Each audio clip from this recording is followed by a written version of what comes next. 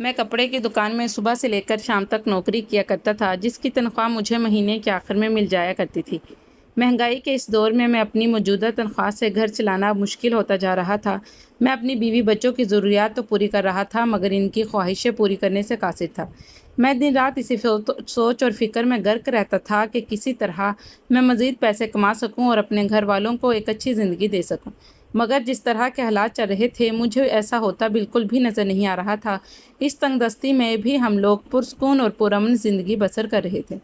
میرا گھر خوشیوں اور امن کا گہوارہ تھا۔ میرے پاس ایک محبت کرنے والی بیوی تھی اور 3 پیارے پیارے بچے بھی تھے، جن کے چہرے دیکھ کر میرے دن بھر کی ساری تھکان اور کوفت دور ہو جایا کرتی تھی۔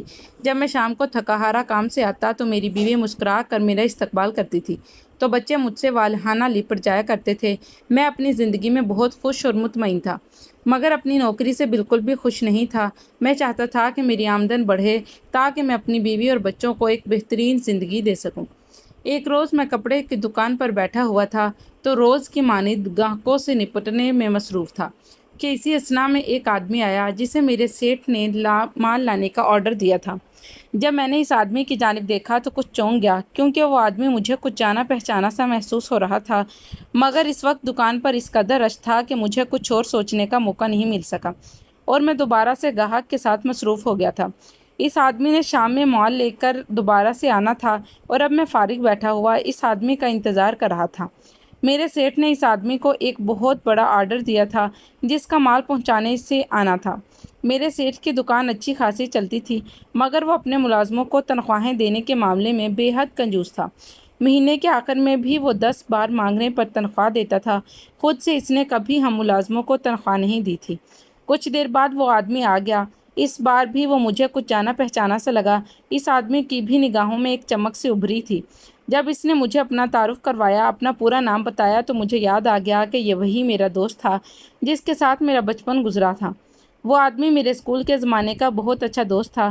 ہم دونوں ہی ایک دوسرے کو پہچان چکے تھے۔ آج ہم لوگ بہت ہی زیادہ خوش تھے اور سالوں کے بعد ایک دوسرے سے مل جل رہے تھے۔ میں نے فوراً دکان بند کی اور ہم لوگ پاس بنے ایک چائے کے ہوٹل پر چلے گئے۔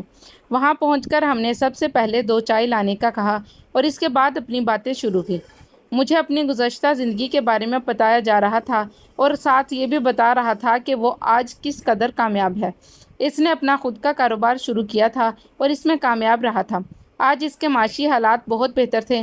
میں نے اسے اپنے بارے میں بتایا کہ نوکری سے گھر پالنا مشکل ہو رہا ہے، بیوی بچوں کی ذمہ داری بھی میرے سر پر ہے۔ جب بھی میرے پاس بچت بھی برائے نام تھا، جو بھی کماتا تھا وہ گھر کے خرچوں میں ہی پورا ہو جاتا تھا، اپنے لیے میرے پاس کچھ نہیں بچا تھا۔ یا میں نے اسے اپنی پریشانی کا ذکر کیا تو اس نے فوراً ہی مجھے آفر کی کہ میں بھی اس کے ساتھ کاروبار میں شریک ہو جاؤں، وہ میری پوری مدد کرے گا۔ میں یکدم ہی شرمندہ ہو گیا اور سوچنے لگا کہ میں نے اسے اپنی پریشانی کا ذکر کر کے کیا کر دیا، کیونکہ اس نے دیر کیے بنا مجھے خلوص آفر کر دی۔ میں تو بالکل ہی شرمندہ ہو گیا کہ میرے دوست کا کیا سوچے گا۔ آج اتنے سالوں بعد وہ مجھے ملا تھا اور میں نے شاید اس سے مدد مانگنے کے لیے اسے اپنی پریشانی بتائی تھی۔ اس نے جب مجھے شرمندہ دیکھا تو اس نے مجھے فوراً وضاحت دی کہ اسے بھی اپنے کاروبار کے لیے ایک بھروسے سے آدمی بھرا ہوا چاہیے تھا، جس کی تلاش وہ کافی عرصے سے کر رہا ہے، مگر جو بھی آدمی اسے ملتا ہے پیسوں میں ہیر پھیر ضرور کرتا ہے، جب بھی وہ اب کسی پر بھی بالکل بھی اعتبار نہیں کرتا۔ اگر میں اس کے ساتھ اس کے کاروبار میں شامل ہو جاؤں گا تو وہ مطمئن ہو جائے گا۔ مجھے اس کی آفر یہ قبول تھی اور بالکل بری نہیں لگی، بہت ہی اچھی لگی۔ میں نے سوچا اور سوچنے کے لیے کچھ وقت مانگا اور کچھ دیر مزید اس سے باتیں کر کے میں اپنے گھر آ گیا تھا۔ آتے ہی میں نے اپنی شریک حیات کو ساری بات بتائی تو وہ بھی یہ سن کر بہت خوش ہوئی۔ اس نے مجھے ہمت دی کہ میں اپنے دوست کے ساتھ کام ضرور کروں تاکہ ہمارے حالات بہتر ہو جائیں۔ اس کے لہجے کی خوشی چھپائی نہیں چھپ رہی تھی۔ میں نے اس کی جانب دیکھا اور میرے دل میں اس کے لیے مزید محبت بڑھ گئی، کیونکہ میں بہت اچھے سے جانتا تھا کہ میری محدود آمدنی کی وجہ سے وہ اپنے کتنی ہی خواہشوں کو اپنے دل میں مار لیتی ہے، مگر کبھی بھی مجھ سے شکوہ نہیں کرتی۔ میں نے اسی وقت اپنے دوست کے ساتھ کام کرنے کا فیصلہ کر لیا تھا اور یہ فیصلہ کرتے ہوئے میں بھی بہت مطمئن تھا، کیونکہ میں جانتا تھا کہ اب ہمارے دن مکمل طور پر بدل جائیں گے، بس مجھے محنت کرنی تھی۔ میں نے اسی وقت فیصلہ کیا کہ میں کل ہی اپنے دوست سے ملوں گا اور اسے اپنا فیصلہ سنا دوں گا۔ میں اگلے دن جا کر اپنے دوست سے ملا اور اس کے ساتھ کاروبار کرنے کی حامی بھر لی۔ اب میں کپڑے کی دکان پر نوکری چھوڑ چکا تھا، کیونکہ کاروبار اور نوکری ایک ساتھ کرنا ممکن نہیں تھا، اسی وجہ سے مجھے نوکری چھوڑنی پڑی۔ ابھی کاروبار کو جمانے میں کچھ وقت درکار تھا اور میں نوکری چھوڑ چکا تھا، تو گھر کے حالات اور بھی خراب ہو گئے کیونکہ میرے پاس ایسی کوئی بچت نہ تھی کہ جس کے ذریعے میں اپنا گھر چلا سکتا۔ ایسے برے وقت میں میرے دوست نے میری مدد کی اور مجھے اپنا گھر چلانے کے لیے کچھ پیسے ادھار دے دیے۔ میں مزید اس کا احسان مند اور مشکور ہو گیا کیونکہ جب جب وقت پڑے اپنے بھی ساتھ چھوڑ جاتے ہیں، تو ایسے وقت میں میرا دوست میرے کام آ رہا تھا۔ اب وہ اکثر میرے گھر بھی آنے لگا تھا کیونکہ اس کے گھر میں کوئی اور نہیں تھا، وہ اکیلا ہی رہتا تھا۔ اس کے ماں باپ چند سالوں پہلے ہی وفات پا چکے تھے۔ اس نے ابھی تک شادی نہیں کی تھی، یہی وجہ تھی کہ وہ اپنے گھر میں بالکل ہی اکیلا تھا اور اکیلا ہی رہتا تھا۔ اب جب سے میں اس کے ساتھ کاروبار میں شریک ہوا تھا تو وہ میرے گھر آنے لگا تھا۔ وہ جب بھی میرے گھر آتا میں حتی المکان اس کی بھرپور خاطر تواضع کرتا اور خاطرداری کرنے کی کوشش کرتا کیونکہ وہ میرا محسن تھا اور میں اس کے احسان تلے دبا ہوا تھا۔ وہ اکثر مجھ سے آ کر کہتا کہ وہ باہر کا کھانا کھا کر تھک چکا ہے، تو میں اپنی بیوی سے کہہ کر اس کی فرمائش پر اس کا من پسند کھانا بنواتا۔ وہ بہت ہی خوش ہوتا اور ڈھیروں تعریفیں کیا کرتا اور میں خوش ہوتا کہ چلو میرے دوست کو میری وجہ سے گھر کا کھانا تو نصیب ہوا ہے۔ جیسے جیسے وقت آگے بڑھ رہا تھا میں اپنے کاروبار میں مصروف ہوتا جا رہا تھا اور میرا کاروبار بھی بڑھتا ہی چلا جا رہا تھا۔ اب میرے پاس گھر کو دینے کے لیے وقت بہت زیادہ کم ہو گیا تھا، زیادہ وقت نہیں دے پاتا تھا۔ میں اپنے تمام تر توجہ کاروبار میں رکھنا چاہتا تھا کیونکہ میری بیوی بچوں نے بہت تنگ دستی میں زندگی گزاری تھی۔ میں انہیں ہر قیمت پر اچھاپی اور اچھی زندگی اور بہترین زندگی دینا چاہتا تھا۔ یہی وجہ تھی کہ میں اپنے کاروبار کی ترقی کے لیے دن رات محنت کر رہا تھا۔ میری محنت کا ہی نتیجہ تھا کہ میرا کاروبار دن دگنی اور رات چگنی ترقی کرنے لگا۔ اب میرے گھر میں روپے پیسے کی ریل پیل ہونے لگی، مگر میں اپنے کاروبار کو بڑھانے کے چکر میں اپنے گھر سے بالکل ہی غافل ہوتا چلا گیا۔ پہلے میرے گھر کی حالت بہت بری تھی۔ جیسے ہی میرے کاروبار نے ترقی کی اور کچھ پیسے ہاتھ آئے تو سب سے پہلے میں نے اپنے گھر کی حالت بدلی تاکہ میری بیوی گھر میں خوش رہ سکے اور اس کا گھر میں دل لگے، ورنہ وہ اکثر مجھ سے اس بات کی شکایت کرتی تھی کہ گھر کی حالت اس قدر بری ہے کہ اس کی صفائی کرنے کو بھی دل نہیں چاہتا، کیونکہ صفائی کرنے کے بعد بھی گھر ویسے کا ویسا ہی دکھتا تھا۔ یہی وجہ تھی کہ سب سے پہلے میں نے گھر کی مرمت کروائی اور گھر کی حالت بہتر کروائی۔ میں نے گھر میں نیا رنگ روغن بھی کروا دیا تھا۔ ہمارے گھر میں کپڑے دھونے کی مشین بھی نہیں تھی اور نہ ہی استری وغیرہ تھی۔ بیوی ہاتھ سے ہی کپڑے دھویا کرتی تھی، چونکہ پہلے میری تنخواہ کا حساب اتنا نہیں تھا کہ میں اس کے لیے مشین خرید سکوں۔ اب جب کہ میرے پاس پیسے آ گئے تھے تو سب سے پہلے میں نے اس کے لیے کپڑے دھونے کی مشین خریدی تاکہ میری بیوی کو کچھ آرام میسر آ سکے اور ہاتھ سے کپڑے دھونے کی کوفت سے اس کی جان چھوٹ سکے۔ غرض یہ ہے کہ میں اپنے بیوی بچوں کو زندگی کی تمام تر آسائشیں مہیا کرنا چاہتا تھا۔ میرا دوست اب بھی اکثر میرے گھر آتا تھا، مگر مجھے اب اپنے کاروبار سے اس قدر فرصت نہیں تھی کہ میں اسے وقت دے سکوں۔ وہ تو میری بیوی سے کہہ کر اپنے لیے اپنے من پسند کھانے تیار کروا لیا کرتا تھا۔ میں بھی مطمئن تھا کہ چلو میری بیوی اپنے ماتھے پر کوئی بھی بل ڈالے بغیر میرے دوست کا خیال رکھ رہی ہے، کیونکہ وہ ہر حال میں میرا محسن تھا اور اس کے مجھ سے بہت زیادہ احسان تھے، جو بھی چاہ کر بھی نہیں اچا سکتا تھا۔ میرا دوست اکثر مجھے میرے گھر پہنچ کر فون کرتا کہ وہ میرے گھر آ چکا ہے، میرا انتظار کر رہا ہے، مگر میں اپنے کام میں اس قدر مصروف ہوتا کہ گھر جانے کا خیال ہی میرے ذہن سے نکل جاتا، اور جب رات گئے میں گھر پہنچتا تو اپنے دوست کو اپنا منتظر پاتا۔ مجھے اس کی یہ محبت دیکھ کر بہت خوشی ہوتی۔ وہ کئی گھنٹے مجھ سے ملنے کے لیے انتظار کرتا رہتا ہے، ورنہ آج کے زمانے میں کون کسی کا اتنا انتظار کیا کرتا ہے۔ میں رات گھر آ کر اس کے ساتھ کھانا کھاتا اور وہ کھانا کھانے کے دوران تعریفوں کے ساتھ اور تعریفوں کے پل باندھتا رہتا کہ کھانا کس قدر ذائقہ دار بنا ہے، اس نے ایسا کھانا زندگی میں پہلی بار کھایا ہے، اور میں فخر سے اپنی بیوی کی طرف دیکھتا کہ میری بیوی کے ہاتھ میں کس قدر ذائقہ ہے۔ مجھے اپنا کاروبار کرتے ہوئے کافی وقت گزر چکا تھا۔ اب میرا کاروبار بھی ترقی کی بلندیوں پر تھا۔ اب تو مجھے گھر جانے کی بھی فرصت نہیں تھی۔ میں رات گئے گھر جاتا اور صبح سویرے اٹھ کر کام پر نکل جایا کرتا تھا۔ میں نے اپنی بیوی بچوں کو زندگی کی تمام تر آسائشیں مہیا کر دی تھیں اور وہ لوگ اپنی ایک پرآسائش زندگی بسر کر رہے تھے۔ مگر انہی دنوں جب میری زندگی میں سکون کے دن آ گئے تھے اور میں اپنی زندگی سے بہت مطمئن اور خوش ہو گیا تھا، میرے ساتھ ایک ایسا سانحہ ہوا جس نے میری زندگی کا سکون درہم بھرم کر دیا۔ میرا سارا مال جس گودام میں رکھا تھا، اس گودام میں شارٹ سرکٹ ہونے کی وجہ سے آدھی رات کو آگ لگ گئی اور جب تک اس آگ کی خبر مجھے لگی میرا پورا گودام جل کر راکھ ہو چکا تھا۔ میں رات کو تھکا ہوا آ کر اپنے گھر میں سو رہا تھا۔ میں اپنے ساتھ دکاندار کا فون آیا تھا کہ اسے کہیں سے اطلاع ملی ہے کہ میرے گودام میں آگ لگ گئی ہے۔ یہ سنا تھا کہ جیسے میرے پاؤں کے نیچے سے زمین نکل گئی، اپنی جگہ سے کھڑا ہوا اور بنا کوئی بھی وقت ضائع کیے اپنے گھر سے نکل گیا۔ میں جائے وقوع پر پہنچا تو وہاں ایک قیامت میری منتظر تھی۔ میرا پورا گودام کچھ ہی دیر میں جل کر راکھ ہو چکا تھا۔ میں وہیں اپنا سر پکڑ کر بیٹھ گیا۔ میرا جو کچھ بھی تھا اسی گودام میں تھا۔ میری زندگی بھر کی جمع پونجی اور کمائی لوٹ چکی تھی۔ تحقیق کروانے پر پتہ چلا کہ رات کے کسی پہر شارٹ سرکٹ کی وجہ سے گودام میں آگ لگ گئی تھی، جس نے دیکھتے ہی دیکھتے پورے گودام کو اپنی لپیٹ میں لے لیا اور ہر چیز جل کر خاکستر ہو گئی۔ میں چند لمحوں میں ہی پھر سے خالی ہاتھ رہ گیا۔ میں نے اپنے دوست کو فون کر کے موقع پر بلایا۔ وہ اسی وقت فوراً سے آ گیا۔ آتے ہی اس نے مجھے بہت ہی ہمت دی اور میری ڈھارس بندھائی۔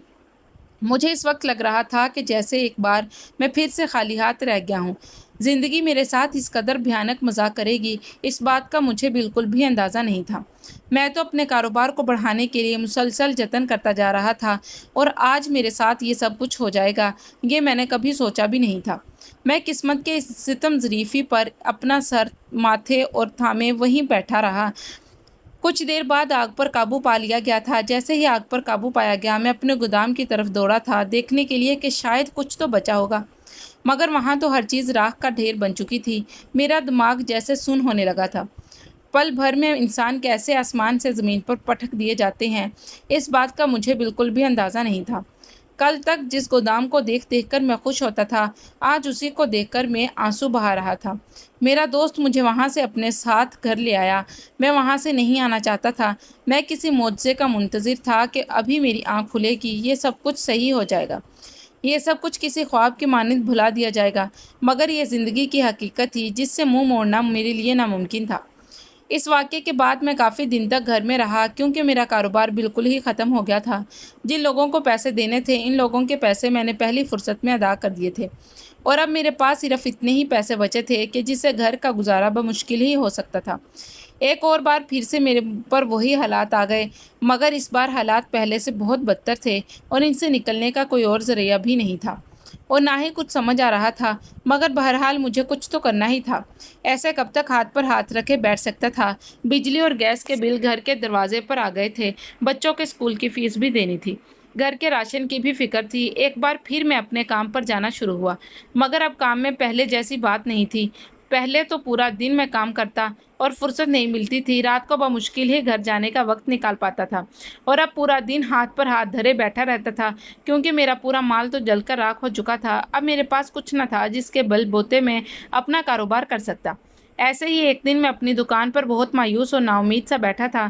دکان میں بالکل بھی دل نہیں لگ رہا تھا، کیونکہ کام بالکل بھی نہیں تھا۔ ایک دو جگہ سے پیسے ملنے کی امید تھی، ابھی وہ لوگ بھی پیسے نہیں دے رہے تھے۔ آج مجھے اپنی طبیعت کو بھی کچھ بہتر محسوس نہیں ہو رہی تھی، تو میں نے دکان بند کر کے گھر جانے کا فیصلہ کیا، کیونکہ خالی ہاتھ دکان پر بیٹھ کر دل مزید خراب ہو رہا تھا۔ کچھ دیر بعد میں دکان بند کر کے گھر کی جانب روانہ ہو گیا۔ گھر کے باہر پہنچا تو گھر کا دروازہ کھلا ہوا تھا۔ مجھے اس وقت گھر کا دروازہ کھلا دیکھ کر حیرت ہوئی کہ دروازہ کیوں کھلا ہوا ہے، کیونکہ اس وقت تو بچے اسکول میں ہوں گے۔ مجھے اپنی بیوی کی لاپرواہی پر بہت غصہ آیا، کیونکہ وہ اس وقت گھر میں اکیلی ہوتی تھی، اکثر سو جایا کرتی تھی۔ مجھے آج لگا کہ آج اس نے لاپرواہی دکھائی ہے اور وہ دروازہ کھلا چھوڑ کر سو گئی ہے۔ اس کی نیند خراب نہ ہو اس خیال میں گھر میں دبے قدموں داخل ہوا اور اپنے کمرے کی جانب جانے لگا۔ مجھے اپنے کمرے سے کی اور باتیں جانے کی آواز آنے لگی، اور میں نے سوچا کہ اس وقت گھر میں کون آ سکتا ہے۔ یہ سوچتے ہوئے میں اپنے کمرے کی جانب بڑھا۔ دروازہ ہلکا سا کھلا ہوا تھا، جہاں سے کھڑے ہو کر اندر کا منظر واضح طور پر دیکھا جا سکتا تھا۔ جیسے ہی میں نے دروازے کے باہر کھڑے ہو کر کمرے کے اندر نگاہ دوڑائی، میرے قدموں تلے سے زمین نکل گئی اور میرے سر پر آسمان آ گرا۔ میں کسی بے جان لاش کی طرح کھڑا پھٹی پھٹی آنکھوں سے سامنے کا منظر دیکھ رہا تھا۔ مجھے لگا جیسے قیامت آ گئی ہو اور میرے سامنے کوئی قیامت کا منظر ہو۔ اس منظر کی تپش سے میری آنکھیں جلنے لگی تھیں۔ ایسا لگ رہا تھا کہ ایسے یکدم ہی میرے ارد گرد دھواں سا بھر گیا ہے، جس میں منظر دھندلا ہو گیا ہو اور میں لب بیچتے ثاقب سا کھڑا ہو گیا۔ میری بیوی میرے ہی دوست کے ساتھ میرے ہی کمرے میں انتہائی غیر مناسب حلیے میں موجود تھی۔ مجھے اپنی آنکھوں پر یقین نہیں آ رہا تھا۔ کافی دیر تک میں دروازے میں ساکت کھڑا رہا۔ سوچنے سمجھنے کی تمام صلاحیتیں ختم ہو چکی تھیں۔ یکدم ہی میری بیوی کی نظر مجھ پر پڑی تو وہ اپنی جگہ سے اٹھ کر کھڑی ہو گئی اور پھٹی پھٹی نظروں سے میرا چہرہ دیکھنے لگی۔ میری بیوی کو ایسے اچھلتے دیکھ کر میرے دوست نے دروازے کی طرف دیکھا تو وہ بھی طاقت سا ہو گیا۔ ان دونوں کی یہ امید نہیں تھی کہ میں اس وقت گھر میں آ جاؤں گا اور ان دونوں کے ایسے حلیے میں دیکھ لوں گا۔ آج تک یہ بات میری وہم و گمان میں بھی نہیں تھی۔ میں اپنی زندگی میں کبھی ایسا منظر بھی دیکھوں گا جو میری آنکھوں کے پتلیوں کو جامد کر دے گا، جس منظر کو دیکھنے کے بعد میں شاید سانس بھی کبھی ٹھیک سے نہیں لے سکوں گا۔ میں انتہائی طیش کے عالم میں اپنی بیوی کی جانب بڑھا اور اسے بازو سے پکڑ کر اپنے سامنے کیا۔ وہ مجھ سے اس لمحے نظریں نہیں ملا پا رہی تھی۔ مجھے اپنے دوست کا اتنا دکھ نہیں تھا جتنا غم مجھے اپنی بیوی کی بے وفائی کا تھا۔ اس کی بے وفائی نے جیسے مجھے اندر تک جھنجھوڑ کے رکھ دیا ہو۔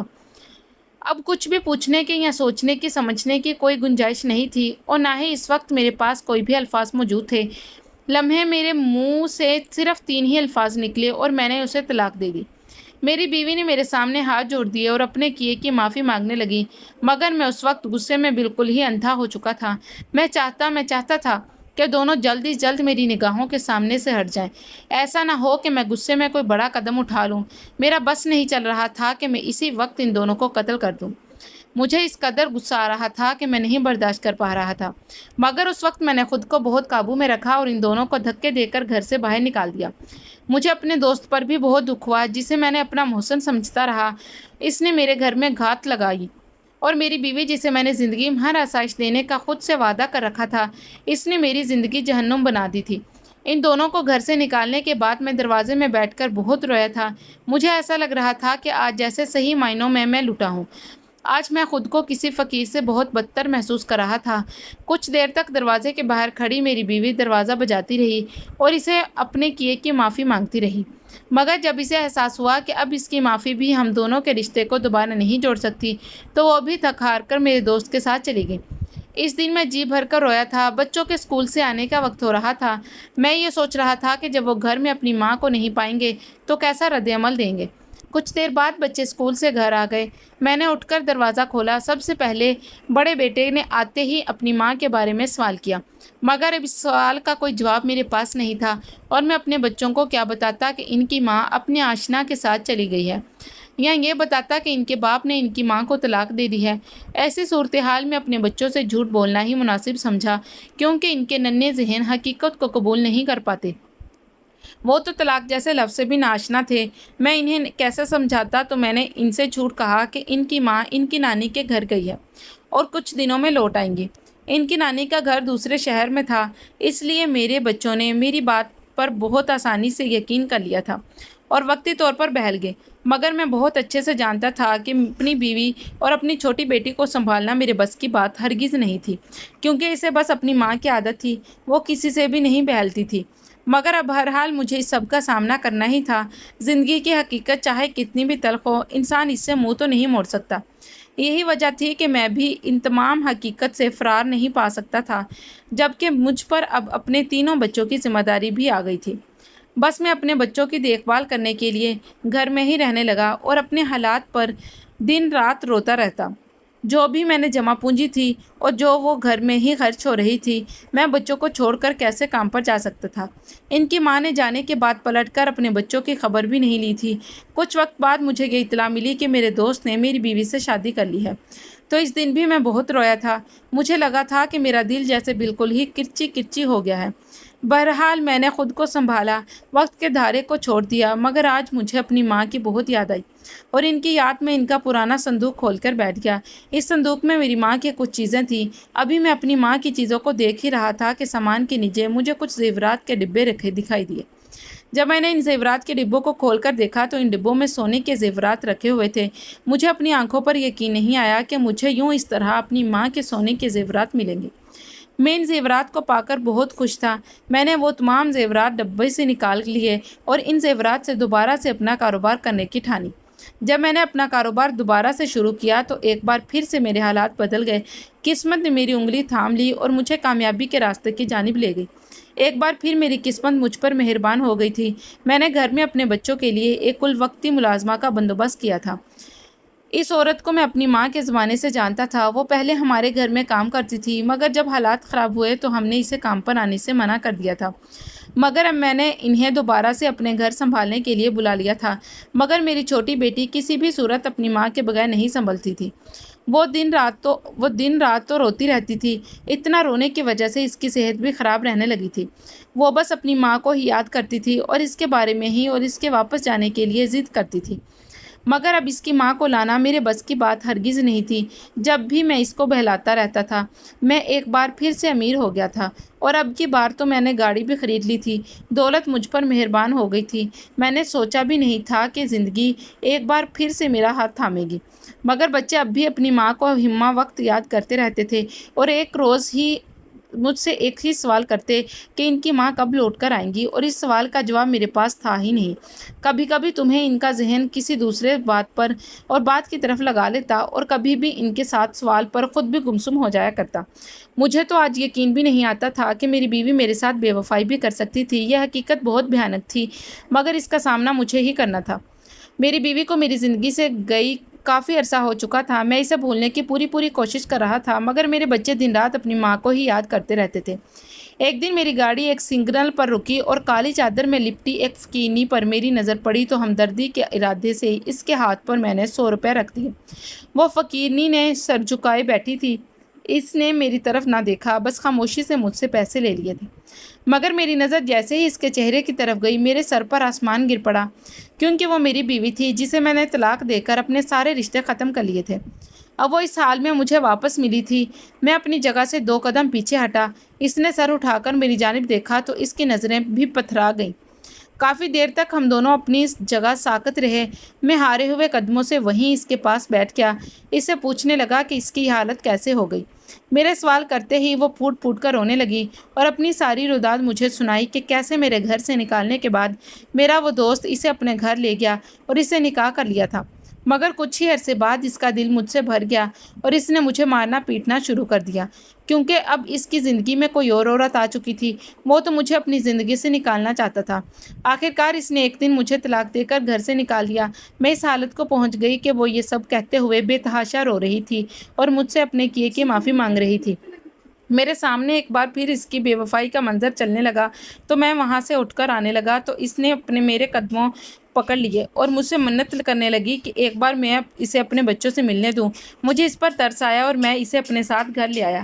گھر آ کر جب وہ بچوں سے ملی تو وہ چاروں ایک دوسرے سے مل کر بے تحاشا روئے۔ یوں روتا دیکھ کر میری آنکھوں سے بھی آنسو آنے لگے۔ میرے بچے اپنی ماں کو چھوڑنے پر کسی صورت بھی راضی نہیں تھے۔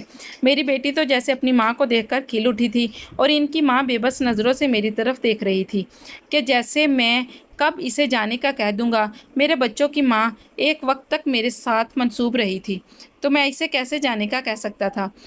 غیرت گوارا نہیں کر رہی تھی میں اسے یوں سڑکوں پر رلنے کے لیے چھوڑ دوں۔ میں نے ایک بار پھر اس سے نکاح کر لیا اور اسے گھر میں ہی تحفظ دیا، مگر میں آج تک اسے پہلے کی طرح محبت نہیں دے سکا۔ اس نے بھی مجھ سے کوئی شکایت نہیں کی کہ آج ہم ایک ہی چھت تلے اجنبیوں کی طرح رہتے ہیں، بس اپنے بچوں کی خوشی کے لیے یہ زندگی گزارنے پر مجبور ہیں۔